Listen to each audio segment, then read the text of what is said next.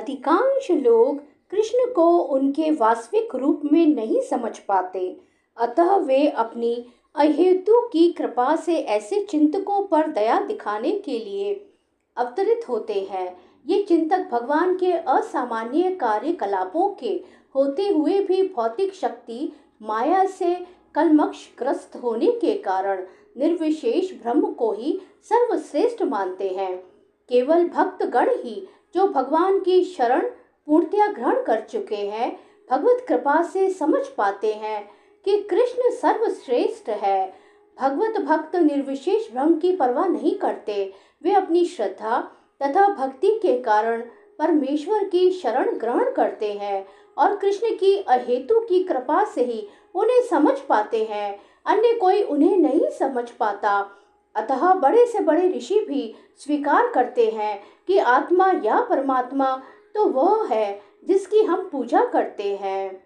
यह माम अजम अनादिम च वेत्ति लोक महाईश्वरम असमूढ़ः सह मत्रेक्षु सर्व पापेः प्रमुच्यते।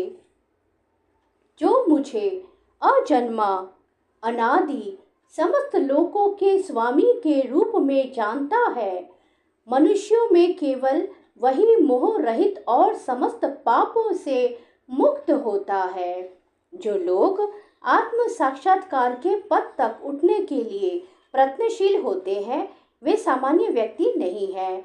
वे उन करोड़ों सामान्य व्यक्तियों से श्रेष्ठ हैं जिन्हें आत्म साक्षात्कार का ज्ञान नहीं होता, किंतु जो वास्तव में अपनी आध्यात्मिक स्थिति को समझने के लिए प्रयत्नशील होते हैं, उनमें से श्रेष्ठ वही है जो यह जान लेता है कि कृष्ण ही भगवान प्रत्येक वस्तु के स्वामी तथा अजन्मा है। वही सबसे अधिक सफल अध्यात्म ज्ञानी है। जब वह कृष्ण की परम स्थिति को पूरी तरह समझ लेता है, उसी दशा में वह समस्त पाप कर्मों से मुक्त हो पाता है। यहाँ पर भगवान को अज अर्थात अजन्मा कहा गया है, किंतु वे द्वितीय अध्याय में वर्णित उन जीवों से भिन्न हैं जिन्हें अज कहा गया है। भगवान जीवों से भिन्न है क्योंकि जीव भौतिक आसक्तिवश जन्म लेते और मरते रहते हैं। बद्ध जीव अपना शरीर बदलते रहते हैं, किंतु भगवान का शरीर परिवर्तनशील है। यहाँ तक कि जब वे लोक में आते हैं तो भी वे उसी अजन्मा रूप में आते हैं। भगवान अपनी अतरंगा शक्ति के कारण अपराशक्ति माया के अधीन नहीं है, अपितु पराशक्ति में रहते हैं। इस श्लोक के वेत्ति लोक महेश्वरम शब्दों से सूचित होता है कि मनुष्य को यह जानना चाहिए कि भगवान कृष्ण ब्रह्मांड के सभी लोकों के परम स्वामी हैं। वे सृष्टि के पूर्व थे और अपनी सृष्टि से भिन्न हैं। सारे देवता इसी भौतिक जगत में उत्पन्न हुए, किंतु कृष्ण अजन्मा है। फलतः वे ब्रह्मा तथा शिवजी जैसे बड़े बड़े देवताओं से भी भिन्न है, और चूंकि वे ब्रह्मा, शिव तथा अन्य समस्त देवताओं के सृष्टा हैं, अतः वे समस्त लोकों के परम पुरुष हैं। अतः श्री कृष्ण उस हर वस्तु से भिन्न है जिसकी सृष्टि हुई है, और जो उन्हें इस रूप में जान लेता है वह तुरंत ही सारे पाप कर्मों से मुक्त हो जाता है। परमेश्वर का ज्ञान प्राप्त करने के लिए मनुष्य को समस्त पाप कर्मों से मुक्त होना चाहिए। जैसा कि भगवत गीता में कहा गया है कि उन्हें केवल भक्ति के द्वारा जाना जा सकता है, किसी अन्य साधन से नहीं। मनुष्य को चाहिए कि कृष्ण को सामान्य मनुष्य न समझे। जैसा कि पहले कहा जा चुका है, केवल मूर्ख व्यक्ति ही उन्हें मनुष्य मानता है। इसे अभिन्न प्रकार से कहा गया है। जो व्यक्ति मूर्ख नहीं है, जो भगवान के स्वरूप को ठीक से समझ सकता है, वह समस्त पाप कर्मों से मुक्त है। यदि कृष्ण देव के पुत्र रूप में विख्यात हैं, तो फिर वे अजन्मा कैसे हो सकते हैं? इसकी व्याख्या श्रीमद् भागवत में की गई है। जब वे देवकी तथा वसुदेव के समक्ष प्रकट हुए तो वे सामान्य शिशु की तरह नहीं जन्मे। वे अपने आदि रूप में प्रकट हुए और फिर एक सामान्य शिशु में परिणत हो गए। कृष्ण की अध्यक्षता में जो भी कर्म किया जाता है वह दिव्य है। वह शुभ या अशुभ फलों से दूषित नहीं होता।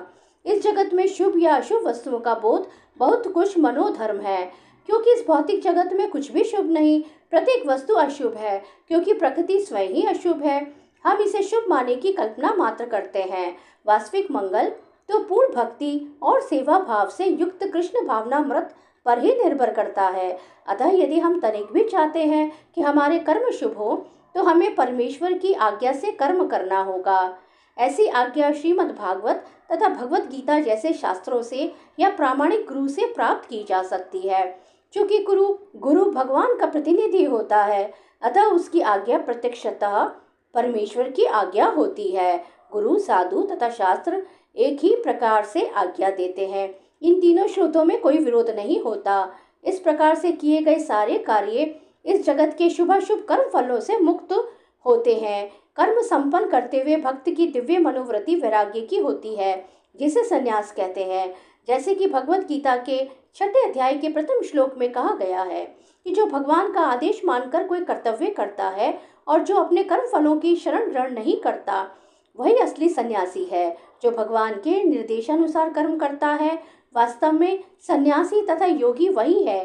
केवल सन्यासी या छग योगी के भेष में रहने वाला व्यक्ति नहीं। श्री कृष्ण शरणम मम, श्री कृष्ण शरणम मम, श्री कृष्ण शरणम मम।